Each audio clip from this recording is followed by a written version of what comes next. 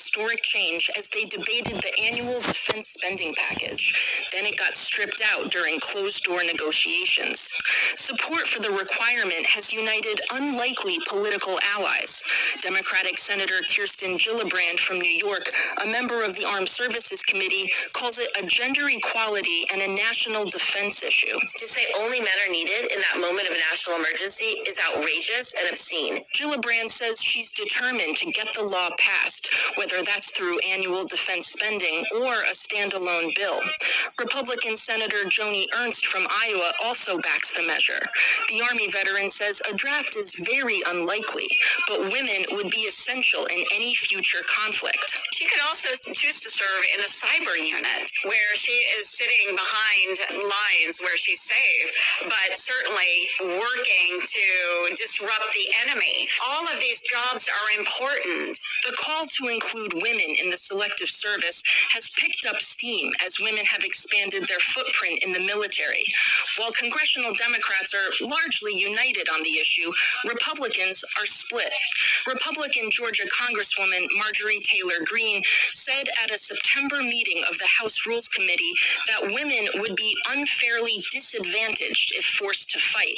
Men and women are not physically the same, and women do not possess an equal opportunity to survive on the battlefield in direct combat with battle-hardened men. And I can say that as a woman who can deadlift 300 pounds, can do more pull-ups than anyone else in this room, and run faster than any of you. The push to require women to register with the selective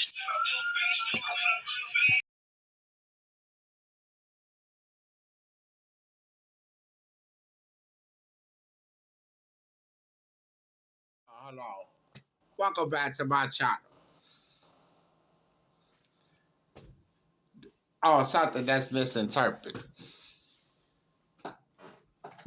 Barack Obama want to bring on social studies. I find that interested in the topic of social studies. When somebody trying to engage in chapter economics, a collective bargaining dispute. Everybody know Wisconsin failed tape testing. So let me reiterate with the sword. Detroit failed tape testing and went bankrupt. Under Chapter 7, they had to give up their property. Everything became patriotic with one flag. Sword. Wisconsin failed tape testing. Okay, they also lost their collective bargaining in social studies, chapter economics. If you know social studies, it's a collective bargaining. It's controlled by the Union of Congress. Okay? How do you not understand that you can't mix state law with federal law? We're trying to sue somebody. At the beginning of social studies, it speaks of foreign government. Something that's monarchy, something that's a monarch, something that's an absolute monarch, something that's totalitarianism, fascism, or communism.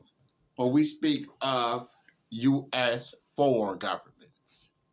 Now, social studies and comprehension is represented in whole, not part. You can't bypass a chapter on what it means to you. Because when you turn the other page, we go inside a mayor's unit on the separation of powers through taxes, or how government is created through taxes. That's how we get to the finding of similarities, comparisons, and Division of Social Studies on that comprehension. That's what made government different in social studies. And the mayor's unit of social studies, when you turn the page from foreign government, it clearly speaks the mayor have the power to collect tax and sales, zoo tax, parking tax. The state have the right to collect the tax on infrastructure and share road tax on property tax.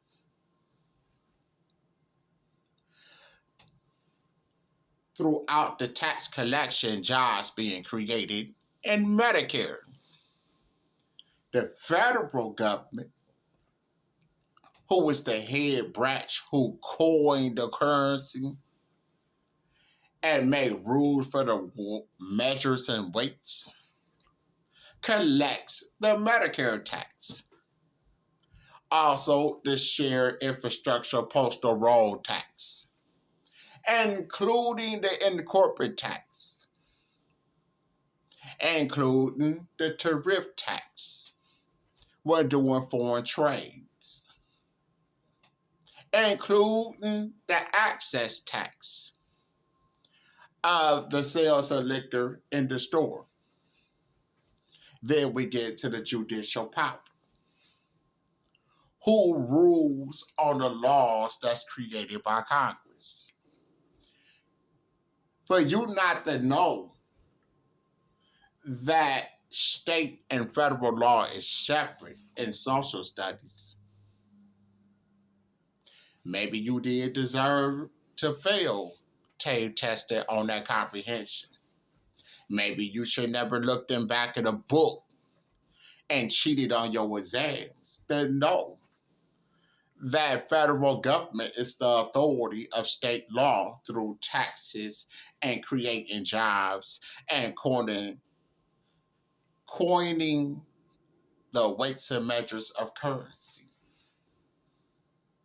You should know that federal law is the authority of state law on something that's written and dictated. Dominion authority, gunboat diplomacy. You should know this. Reason why the collective bargaining was taken in chapter economics to bargain for employment, controlled by Congress union. To join a union is a simple walk to the post office on the share road tax and infrastructure to simply grab a selected services card, fill it out, follow the instructions, put your postage on there, and send it in. Anybody can join the military.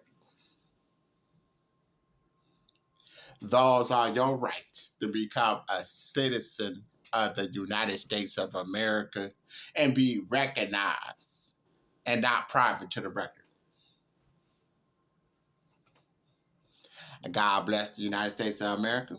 I hope that you learned something new. That the United States government is the authority of state law and social studies. When passing social studies,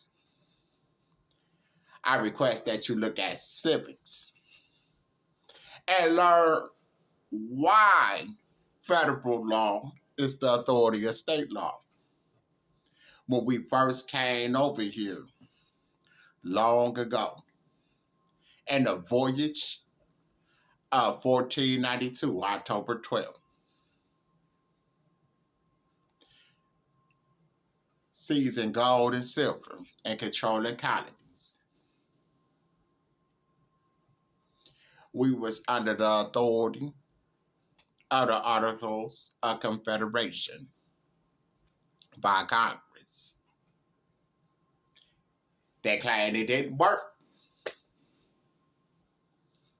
because other states in the New World was able to have their own currency. Wisconsin had their own currency. Chicago had their own currency. Ohio had their own currency. But when Congress got in hot water with the Parliament, 1776 and 1775, on the Declaration of Independence, on them Articles of Confederation, nobody didn't want to support the military.